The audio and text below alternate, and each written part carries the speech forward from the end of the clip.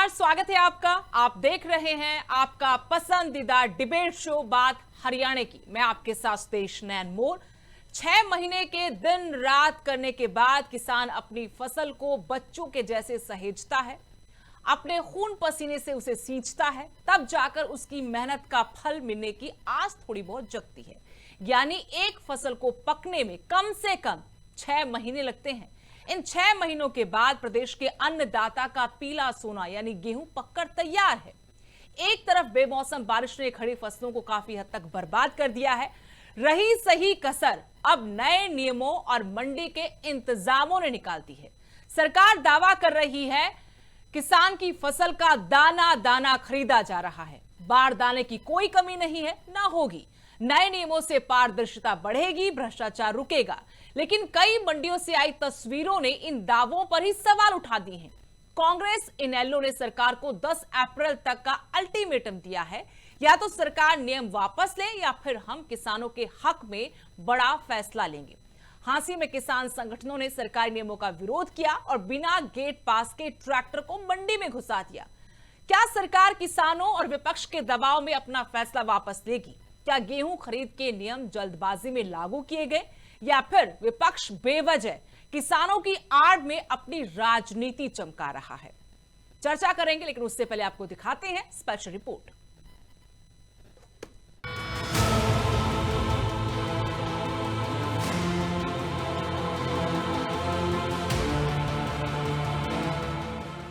गेहूं की सरकारी खरीद के नए नियमों, मंडी में फसल खरीद, रखरखाव, उठान और भुगतान को लेकर इन दिनों हरियाणा में माहौल गरमाया हुआ है। सियासी बयानबाजी का शोर है, सरकारी दावे एक तरफ, सियासी वार दूसरी तरफ। इन सबके बीच किसानों आड़तियों की मांग भी है। विपक्ष के तमाम नेता अनाज मंडियों का दौरा कर रहे हैं और व्यवस्थाओं का जायजा भी ले रहे हैं। नेता प्रतिपक्ष भूपेंद्र सिंह हुड्डा ने सांपला मंडी का दौरा कर किसानों, मजदूरों और आड़तियों से मुलाकात।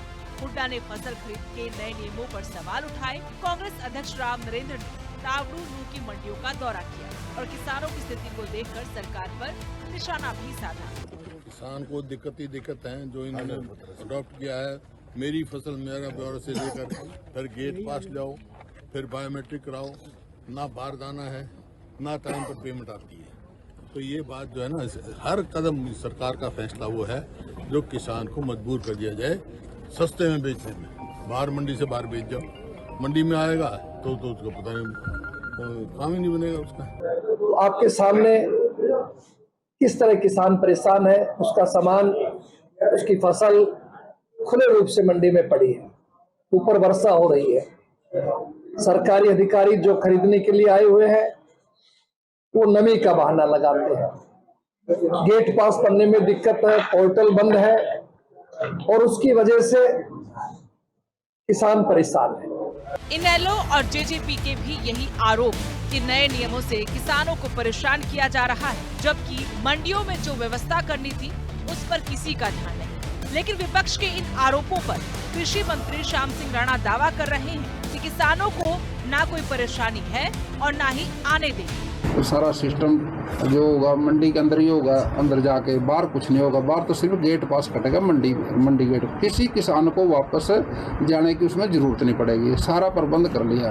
बारदाना भी है, ट्रांसपोर्ट का सिस्टम भी है और कोई दिक्कत नहीं आएगी उसको। किसी किसान की, मजदूर की, अगर इसकी आड़ती कोई समस्या तो हम सुनने आए हैं, वो सुन के उनका समाधान कर रहे हैं। हांसी में किसानों ने नियमों का विरोध किया और सरकार को खुली चेतावनी दी कि या तो सरकार इन नियमों को वापस दे, वरना वो इन नियमों को नहीं मानेंगे। सरकार पर विपक्ष हमलावर है तो किसानों का भी दबाव है। ऐसे में सवाल है कि क्या सरकार अपने फैसले पर फिर से विचार करेगी या किसानों को कोई रियायत दी जाएगी?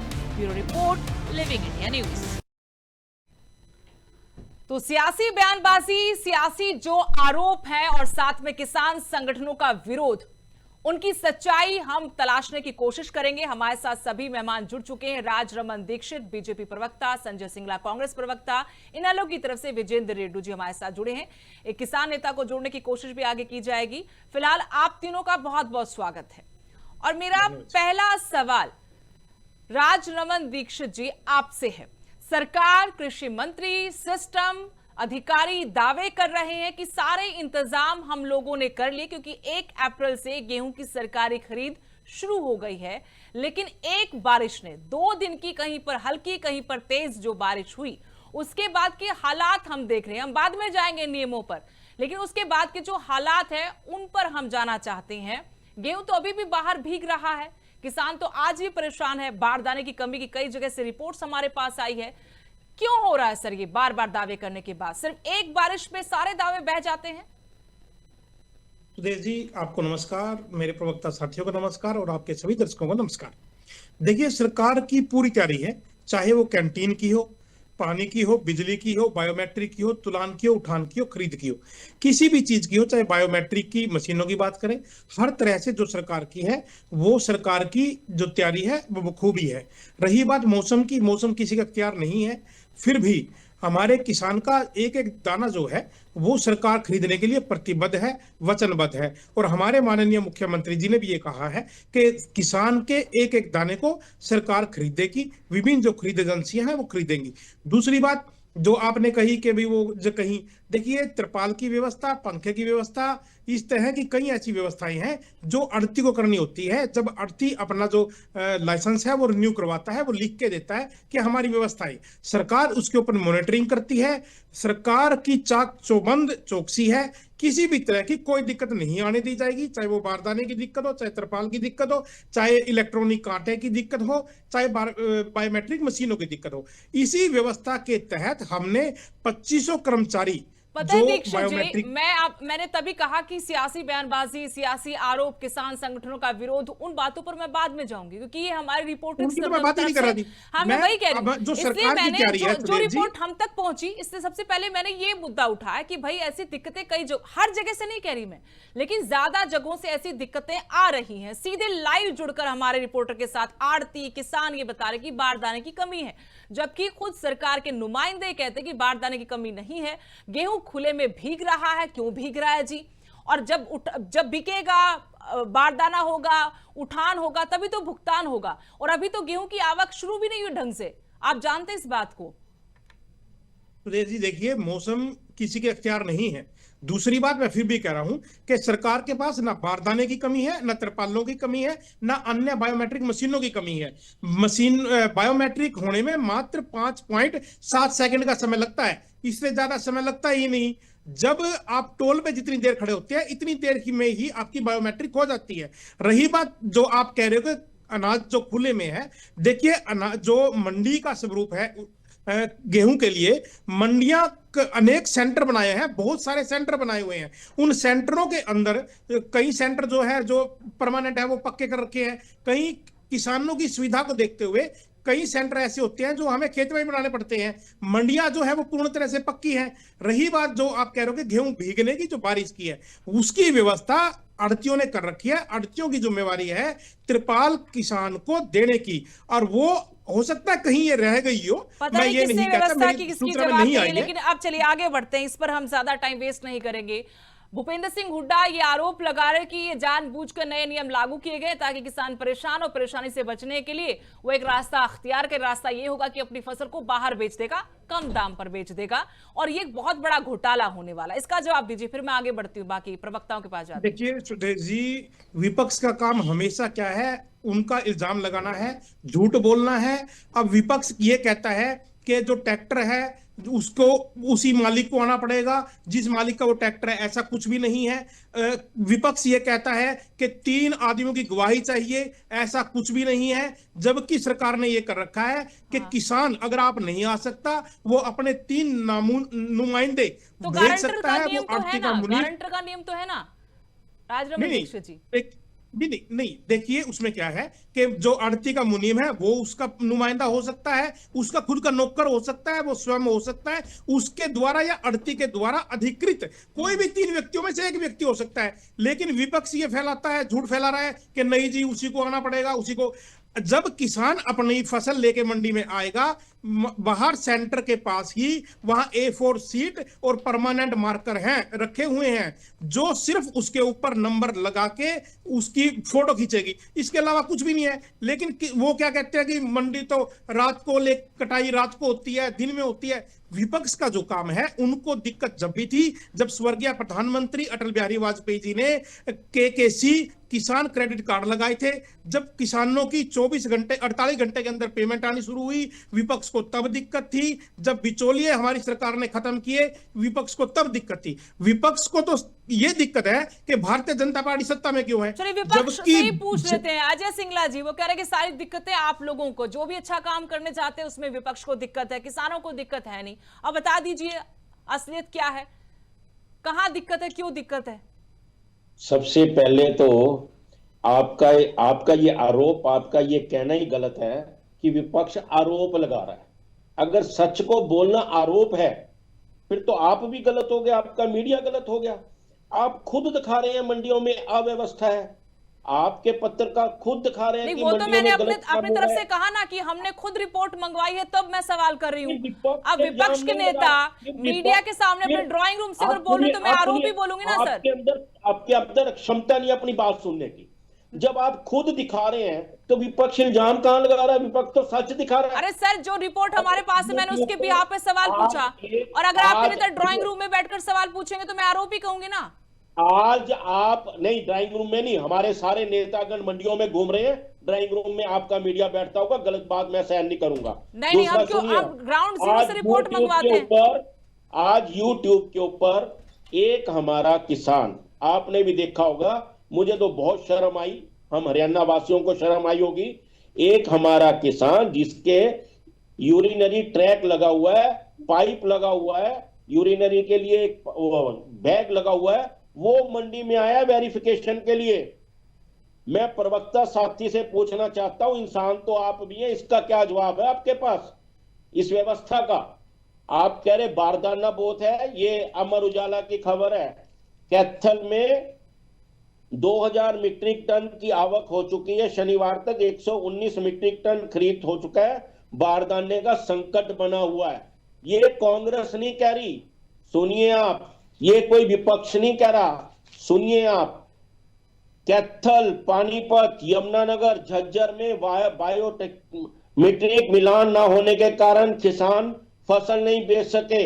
यमुनानगर में किसानों को किसी और को नॉमिनी बनवाकर फिंगरप्रिंट स्कैन करवाने पड़े। झज्जर की मंडी में बायोमेट्रिक सत्यापन के दौरान किसान की फसल का डाटा दिखाई नहीं दे रहा। यमुनानगर की मंडियों में किसान बिना नंबर प्लेट के आ रहे हैं। बायोमेट्रिक मशीन में किसानों के फिंगरप्रिंट स्कैन नहीं हो रहे। रोहतक के सांपला में किसान सभा ने गेट पास और अन्य मुद्दों को लेकर प्रदर्शन किया। अजय सिंगला जी, जो जिस किसान का जिक्र किया है वो वीडियो दिखा रहे हैं, एक बार जरा जवाब लेते हैं बीजेपी के प्रवक्ता से। राजनमल दीक्षित जी, तस्वीरें भी अब दिखा रहे हैं इस किसान के ऊपर जो बवाल मचा है कि देखिए कितनी दयनीय हालत है, बिस्तर से उठाकर लाए हैं सत्यापन करवाने के लिए। पहले तो इस पर जवाब दीजिए। देखिए सुदेश जी, मैं पहले भी कह चुका हूं, दोबारा मेरे शब्द रिपीट कर रहा हूं। देखिए, सरकार ने यह नियम बनाया है कि किसान अपने 3 अधिकृत किसी भी व्यक्तियों को बुला सकता है, उनको भेज सकता है। वो नौकर भी हो सकता है, आड़ती भी हो सकता है, आड़ती का मुनीम भी हो सकता है, कोई भी व्यक्ति हो सकता है, उसका रिश्तेदार हो सकता है, उसको बुलाने की जरूरत ही नहीं है। अगर कोई, एक मिनट सुनिए, अगर कोई अधिकारी या कोई सेंटर या कोई भी व्यक्ति ये कहता है कि उस व्यक्ति को ही बुलाना पड़ेगा तो उसके ऊपर कार्रवाई होगी। ये तस्वीर क्या कह रही है राजनमल दीक्षित जी? इस पर सियासत भड़की हुई आप भी जानते होंगे। ये तस्वीर तो वायरल हो गई है, ये वीडियो वायरल है, अब तरह तरह के सवाल उठ रहे हैं, किसानों में भी गुस्सा है। मैं वही कह रहा हूं कि जो दोषी होगा उस पर सख्त कार्रवाई होगी, क्योंकि सरकार ने यह नियम बनाया है कि कोई भी 3 व्यक्ति अधिकृत कर सकता है, किसान को आने की जरूरत ही नहीं है। किसान अपने घर अपने खेतों में काम करे, किसान कुछ भी करे, लेकिन उसको वेरिफिकेशन के लिए आने की कोई जरूरत नहीं है। आप इंक्वायरी बिठा दीजिए ना कि किसने मजबूर किया है या कोई और बात है इसमें। एक किसान को ऐसी हालत में आना पड़े, 6 महीने तो लंबा इंतजार, दिन रात मेहनत करने के बाद फिर इस हालत में आना पड़े मंडी में। अगर कहीं आपको लगता है गड़बड़ झाला है, कोई दूसरी वजह तो इसका पता कीजिए। चाहे वो बीमार हो या ना हो, वो ये अपने ये 3 सिर्फ अधिकृत कर कागजी सकता है बातें किसी हैं। भी व्यक्ति को। ये सिर्फ अगर अगर ऐसी कोई नियम होता वो आता ना, यानी कि ये यहां पर बिल्कुल बैठ के बात कुछ और की जा रही है, असलियत में कुछ और है। पोर्टल नहीं उठाता, असलियत में यही है कि अपने पोर्टल 3 नहीं अधिकृत उठाता। व्यक्ति कर सकता है, पोर्टल को चाहे वो इतना मुनीम हो, जटिल बना अड़ती दिया हो, गया उसका है, खुद का नौकर फसल हो, को कोई खरीदना भाई हो, जटिल कोई भी बना हो। दिया गया है। ये सब कागजी बातें हैं, पोर्टल खेल कोई कर कागजी दिया गया बातें है। नहीं है सिंगला जी, ये नियम है कि किसान 3 अधिकृत व्यक्ति मैं कर सकता तथ्यों है, से बात 3 करता हूं, व्यक्तियों में से कोई भी आ मैं सकता है। भाषणों से बात नहीं करता, मैं तथ्यों से बात करता हूं। कोशिश डिजिटल करेंगे जाल किसान में नेता फंसा सुरेश दिया कोत किसान हमारे को। साथ जुड़ जाएं, क्योंकि जब ये सब कुछ वाकया हुआ था, ये हांसी मंडी का वाकया है और वहां वो मौजूद थे, विरोध भी हुआ, ट्रैक्टर को बिना सत्यापन के, बिना बायोमेट्रिक के घुसाया भी गया, तमाम तरीके से बवाल हुआ है। तो उनसे भी हम पूछेंगे कि आखिर हुआ क्या था, इसके पीछे साजिश है या यही सच्चाई है, यही आईना दिखाने के लिए जरूरी है ये चीज बाहर आना। विजेंद्र रेड्डी जी, मैं आपको शामिल करना चाहती हूँ चर्चा में। आपके नेता की तरफ से भी इस वीडियो को साझा किया गया सोशल मीडिया पर, आरोप लगाए गए, जैसा कि बीजेपी के प्रवक्ता कह रहे कि भाई ऐसा कुछ है नहीं, ऐसा तो कोई नियम ही नहीं है, 3 लोगों को आप किसी को भी नॉमिनेट कीजिए, वो आपकी जगह आएगा, कोई मजबूरी नहीं कि आप ऐसी हालत में मंडी में आए। सच्चाई क्या है? क्या वाकई में किसान परेशान हो रहे हैं, या फिर जैसा कि बीजेपी की तरफ से आरोप लगाया जा रहा है कि विपक्ष के पास तो कोई मुद्दा नहीं है, किसानों की आड़ में वो सियासत कर रहे हैं? सुदेश जी, सर्वप्रथम आपके चैनल से जुड़े हुए हर गणमान्य व्यक्ति को इंडियन नेशनल लोकदल पार्टी की तरफ से राम राम, नमस्ते और जय हिंद। धरातल के ऊपर सब कुछ सबके सामने है, किस प्रकार से किसान परेशान है। कहीं सर्वर काम नहीं कर रहा है, कहीं सत्यापन नहीं हो रहा है, कहीं नंबर प्लेट सही से नहीं मिल रहे हैं, कहीं का सर्वर डाउन हो गया है, इनकी मशीनें नहीं चल रही हैं। ये पूरा का पूरा धरातल पर है। किसान उग्र है, आंदोलन कर रहा है, 200 ट्रैक्टरों की लंबी लंबी लाइनें लगी हुई हैं। मंडियों में अनाज भीग रहा है, बारिश आने के बाद तिरपाल वहां नहीं मिल रहा है, और जहां पर थोड़ी बहुत जो खरीद की है उसको उठाने के लिए आड़ती चिल्ला चिल्ला करके कह रहे हैं कि हमारे पास बारदाना नहीं है, बारदाना नहीं मिला है, और कैंटीनों में इनके पास खाने के लिए भोजन नहीं है, इनके पास तिरपाल नहीं है, जो बायोमेट्रिक मशीनें काम नहीं कर रही हैं। और फिर भी कितनी हिम्मत के साथ ये लोग कह रहे हैं कि पूर्ण प्रबंध है, कोई अव्यवस्था नहीं है, किसान परेशान नहीं है। इतनी हिम्मत इनको कहां से आई है? इसके पीछे भी एक बड़ा राज है सुदेश जी, क्योंकि इन्होंने एक बहाना बनाया कि हम बाहर की फसल हरियाणा में नहीं बिकने देंगे। इसको लिए इनको करना चाहिए था कि बॉर्डर को सील करते, चारों तरफ से बॉर्डर को सील करते, बाहर का अनाज गेहूं अंदर नहीं आने देते, और किसान को बोलते भाई फटाफट अपनी फसल को निकालो, मंडी में जाओ और बेच करके आ जाओ। इसके विपरीत इन्होंने बॉर्डरों को खुला रखा हुआ है और किसान के ऊपर शिकंजा कसने का काम कर रखा है। किसान को पिंजरे में फंसाने का काम कर रहे हैं, जबकि चोरों को खुला छोड़ा जा रहा है। जो धान घोटाला हुआ था लगभग 5,000 करोड़ रुपए का, सरकार ने स्वयं इसकी वेरिफिकेशन करवाई, जांच पड़ताल करवाई, तो पता चला कि बड़े बड़े मिलर और बड़े बड़े अधिकारियों ने घपला करने का काम किया था। ये रिपोर्ट सबके सामने है। कुछ अधिकारियों पर एफआईआर भी दर्ज हुई है और कुछ अधिकारी आज भी ऐसे ही खुले घूम रहे हैं, उनको सस्पेंशन भी कर रखा है उनका। लेकिन जब एक जांच के बाद ये तथ्य सामने आ गया कि अधिकारी और बड़े बड़े डीलर और मिलर इस तरह के घपले करते हैं, तो फिर किसान पर ये शिकंजा कसने का कौन सा तुक था? ये टोटली बेतुके इनका जो ना फैसला है, और कहीं ना कहीं ये चाहते हैं कि किसान तंग आकर के खेती करना छोड़ दे, और बड़े बड़े कॉर्पोरेट घरानों को, हम जो पहले जो 3 काले कृषि कानून लाए थे, किसान खुद कह के भी ले लो हमारी जमीन, हम कृषि नहीं करना चाहते। जितनी सारे ये कानून लेकर के आए थे, बायोमेट्रिक का भी था, और 6 से 8 बजे तक का समय का भी था, और ट्रैक्टर नंबर प्लेट का भी था, वो सारी विस्तार से बातें हो चुकी हैं। इसके अलावा भी 2-3 और कानून हैं सुदेश जी, जो आप सुनकर के हैरान हो जाओगे, आपके दर्शक भी हैरान हो जाएंगे। शायद उनके साथ नहीं बनी होगी अब तक ये, लेकिन बनेगी। क्या कानून है?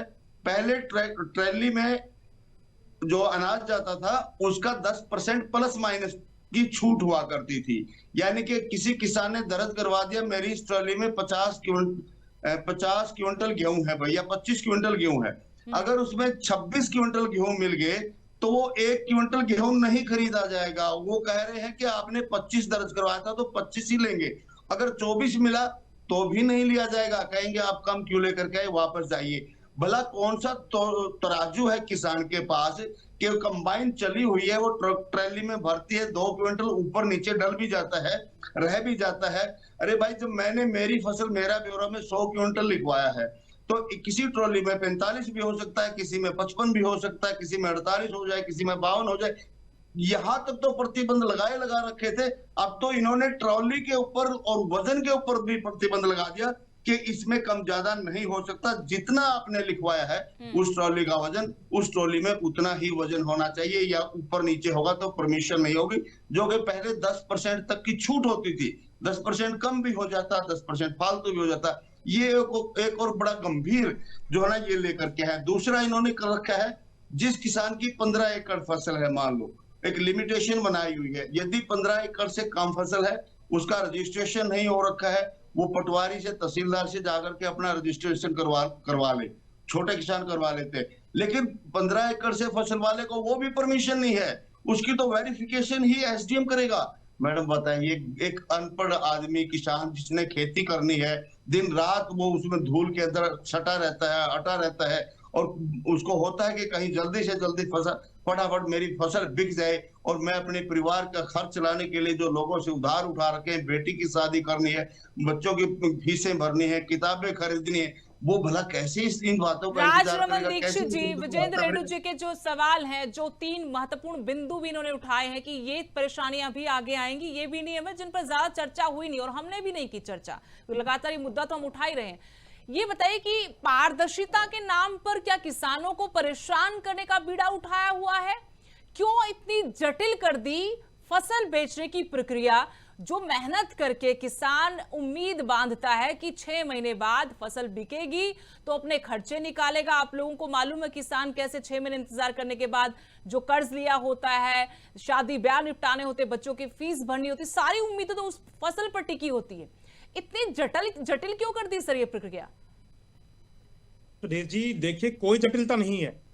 अब मैं दोबारा अपने शब्द रिपीट कर रहा हूं। आप देखिए कि सरकार ने 2500 से ज्यादा मुलाजिम और 407 ऑटोमेटिक मशीनें, 1281 मशीनें पहले हमने इंस्टॉल की थी, 1000 मशीनें हैदराबाद से लाकर लगाई गई है, जिसमें से 114 तकनीकी स्टाफ है। अभी तक कहीं से भी कोई सर्वर डाउन की खबर, कोई बायोमेट्रिक में गड़बड़ी की, कोई बायोमेट्रिक की मशीन की खराबी की कोई नहीं आई है, कोई कहीं से खबर नहीं आई है। दूसरी बात, जैसे ही किसान मंडी में आएगा उसका तुरंत वेरीफाई होगी, वो अपनी फसल लेके अंदर जाएगा।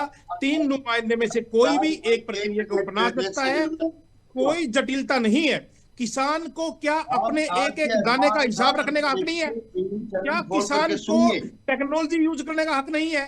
क्या किसान की जो पेमेंट 48 घंटे में आती है उसको वो प्राप्त करने का हक नहीं है? लेकिन राजरमन दीक्षित जी, बात ये है कि जिनके लिए नियम बना रहे उनसे तो पूछ लो। हम पहले भी ये मुद्दा उठा चुके कि भाई जो कसूरवार थे, चाहे वो आड़ती हो, अधिकारी हो, मिलर्स वाले हो, तो उन पर कोई एक्शन लेने की बजाय आप किसानों को परेशान करें। उसकी फसल है, वो बेचने आ रहा है, इतना तामझाम करने की क्या जरूरत है?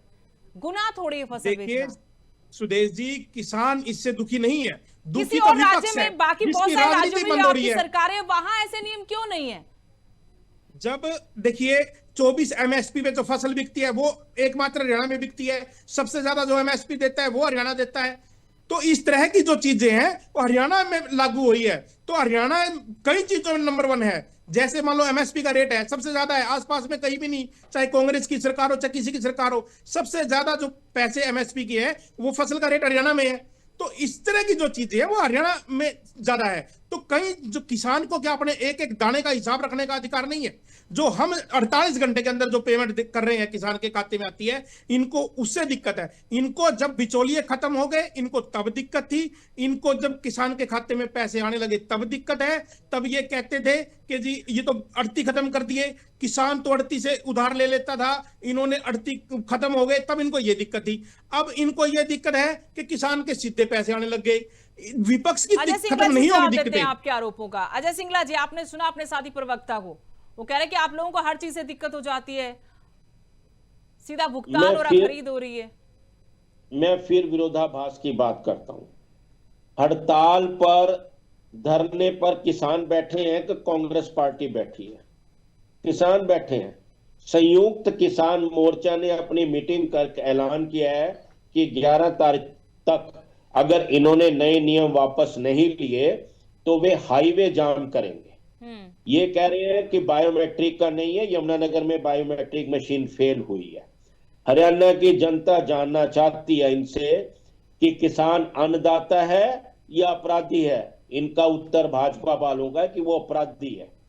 किसान विरोधी है, हाँ ये किसान विरोधी है भाजपा वाले। क्या आड़ती खुश है? नहीं, आड़ती इनसे खुश नहीं है। क्या किसान मोर्चा खुश है? किसान मोर्चा इससे यानी खुश जिनके नहीं लिए है। नियम है वही खुश नहीं है। माफ कीजिएगा सिंगला साहब, वक्त की कमी है। बहुत बहुत शुक्रिया, आप तीनों मेहमान हमारे साथ जुड़े। इस बहुत गंभीर और महत्वपूर्ण मुद्दे पर आप लोगों ने चर्चा की और कुछ महत्वपूर्ण बिंदुओं पर विजेंद्र जी ने प्रकाश डाला कि आने वाले दिनों में ये 3 और महत्वपूर्ण पॉइंट्स है जिनको लेकर किसानों को आगे दिक्कत होगी। सीधा सवाल सरकार से कि भाई जो नियम आप पारदर्शिता के नाम पर लेकर आए हैं वो पारदर्शिता भ्रष्टाचार के लिए है, रोकने के लिए, या फिर किसानों की परेशानी बढ़ाने के लिए। अब देखना होगा कि सरकार पर विपक्ष का और किसान संगठनों का दबाव काम करेगा, ये नियम कानून वापस होंगे या नहीं। फिलहाल बात हरियाणा के डिबेट शो में इतना ही। नमस्कार।